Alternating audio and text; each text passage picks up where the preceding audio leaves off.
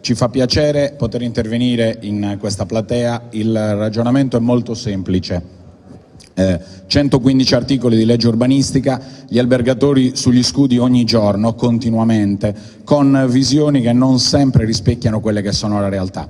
In un incontro che è avvenuto da poco, e ringrazio ancora Legambiente per quell'iniziativa, ci siamo confrontati con Legambiente e abbiamo chiarito qual è la nostra posizione. Gli alberghi non vivono di materassi e 2 metri quadri di sabbia, ma in Sardegna sempre più vivono di ambiente. Non siamo innamorati del cemento e dei mattoni, ma abbiamo un altro tipo di visione. Abbiamo una visione che punta allo sviluppo del territorio, che punta a preservare quella che è la nostra bellezza.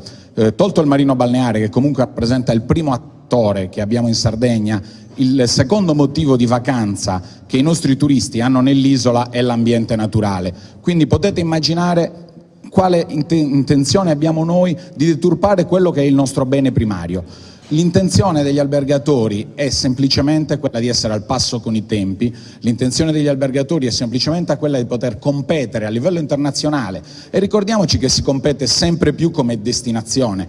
Come destinazione cosa vuol dire? Vuol dire che la Sardegna intera compete con altre destinazioni del mondo.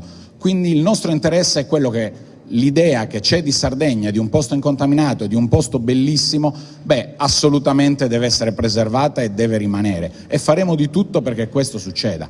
Noi vediamo gli alberghi come un presidio di civiltà che si possa estendere a tutta l'isola e che porti sicurezza e controllo. Perché? Perché dove c'è un albergo ci sono giardini, dove c'è un albergo c'è pulizia, dove c'è un albergo c'è organizzazione.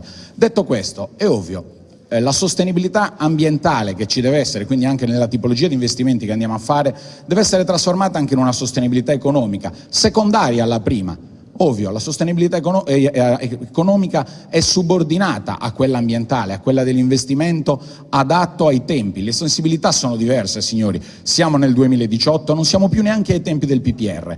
Oggi anche gli imprenditori sanno che se una cosa non è bella e non è sostenibile non ha un valore sul mercato, e quindi nessuno vuole fare investimenti che non vadano in questa direzione. Il nostro ragionamento però è quello che dobbiamo essere al passo con i tempi, dobbiamo essere adeguati e non dobbiamo ghettizzare e penalizzare i nostri imprenditori che per fortuna o per sfortuna in questo caso si trovano magari all'interno della fascia dei 300 metri.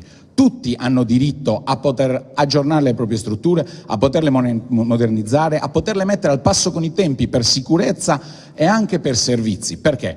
Perché se tutte le volte continuiamo a raccontare che dobbiamo estendere la stagione, che i nostri livelli di occupazione media sono bassi, per poter allungare, per poter veramente sviluppare un turismo che vada oltre il marino balneare, abbiamo una necessità impellente di offrire servizi. Questi servizi purtroppo richiedono degli investimenti. Tenete presente che per poter fare un investimento, per poter allargare, implementare un albergo, occorrono valutazioni, accordi con le banche e così via, quindi nessuno tout court inizierà a gettare cemento sulle scoste, perché questo non ci interessa. Ci interessa però avere delle strutture ricettive che funzionino,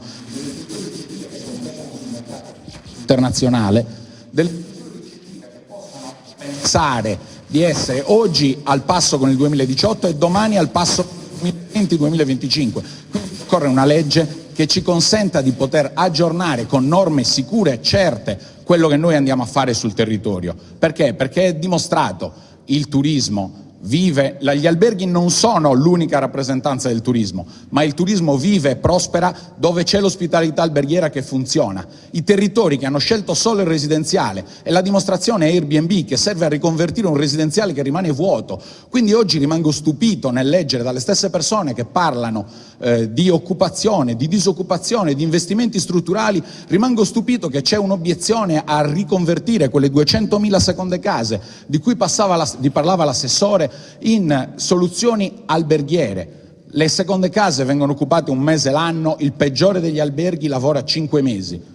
Okay? Un albergo da 100 posti letto a livello 4 stelle ha almeno 30 occupati. Le stesse 100 posti letto a 5 stelle sono 100 occupati. Dobbiamo farci una domanda, dobbiamo avere delle scelte.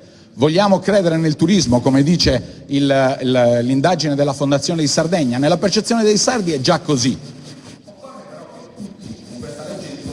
Il territorio, quindi dove scegliamo qual è la nostra destinazione, che tutti prendiamo atto anche la direzione della Sardegna, che va nel modello dell'ospitalità gestita, dell'ospitalità di qualità, per poter competere ha bisogno di strutture che non giochino solo sulla leva prezzo. Nessuno di noi vuole cemento aggiuntivo, ma tutti vogliamo poter scegliere che i turisti che vengono in Sardegna siano rispettosi di quello che il nostro territorio offre, e per fare questo dobbiamo farli pagare un pochettino di più, e per farli pagare un pochettino di più abbiamo bisogno di essere al passo con i tempi e commercialmente validi. Quindi il ragionamento è molto semplice. Non voglio entrare nei dettagli tecnici, non sono un tecnico, non sono un ingegnere, non sono un architetto, ma abbiamo una visione, vi racconto una visione che porta questo territorio a vivere trasversalmente il turismo come volano che poi fa moltiplicare tutti gli altri attrattori. E questa è una scelta che da oggi vorremmo che fosse presa e portata avanti da tutti, perché nessuno di noi vuole buttare cemento in maniera indiscriminata. Vi ringrazio per l'attenzione.